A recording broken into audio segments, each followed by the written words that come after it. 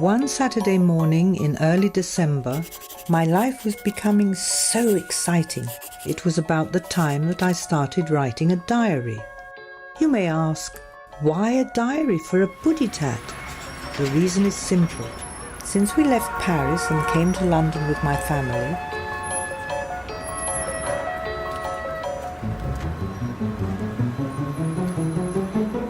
I had been involved in my very first detective adventure. From that time onwards, I had fantasized on becoming the world's smartest cat detective, #1 celebrity Snoopy Kitty in the world. The adventures of Inca, the Siberian wonder cat, the best-known detective kitty on the planet, would become a masterpiece, a sure hit, a bestseller. Writing my diary became important as I was on my way to making my dream a reality. 10 days before Christmas, Tuesday. It all started a cold day of December when Polo came running over to our house.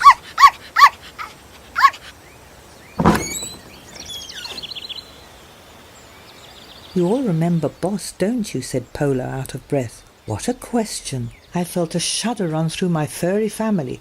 Of course we did. To be honest, he frightened the daylights out of us. Boss was a tough Rottweiler dog who lived down the street next to Polo's house. Boss was big and strong and reputed to have a vicious streak.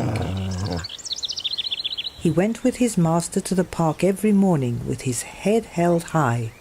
He had a hoity-toity expression on his face, with snooty airs towards any animal that was not at least as tall as him.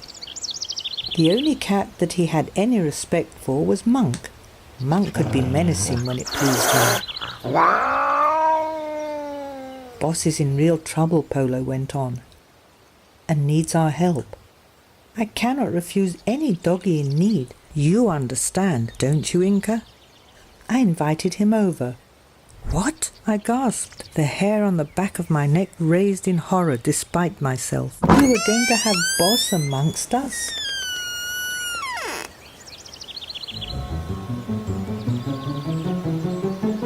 It looks as if he will be parted from Ned, his master. On top of this, Ned is going to lose his home, explained Polo. He went on to explain that Ned had lived in the house owned by old Mr. Finchley since he was a toddler of 4 years old, when his parents, close friends of Mr. Finchley, working as missionaries in Africa, had fallen ill and moved to the other world in the blue skies. Ned had never been legally adopted by Mr. Finchley, but he had continued to live with Mr. Finchley, whom he loved deeply and called Uncle. Mr. Finchley had been a crusty old bachelor and the owner of a well-known chocolate factory. Mr. Finchley passed away a few weeks ago. He had willed the house to Ned and told him about it when he fell ill. He had even shown him a legal paper, his last will, that said so. His nephew Cyril, who was of the same age as Ned, would take over the family business along with the other properties of even greater value than the house. But it now turned out that the will was missing, and Cyril claimed that the house too belonged to him. He had asked Ned to move out of the house and that he would need Boss as a watchdog for the house, and he would have to leave Boss behind when he moved out. Despite my fear of Boss, I hated to see anyone down in the dumps. I felt it was a shame for a proud doggy like Boss to look so sad, even though he had been a dreadful terror up to now. 8 days before Christmas, Thursday morning. With regard to this case, the decision had been made. We were all convinced that Cyril had stolen the will, the legal paper handing over the house to Ned. I couldn't get this case out of my head. I have to go into Cyril's room and search it.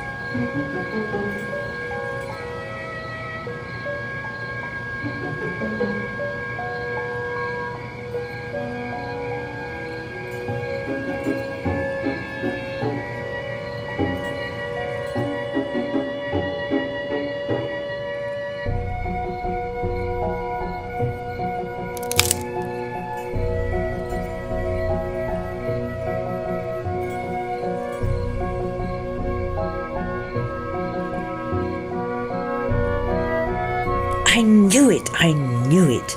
Nasty Cyril hid the will. I'm going to expose him, and everybody will see how he tricked poor Ned. Ned will then be able to keep the house and his dog Boss. Christmas Day, Friday morning.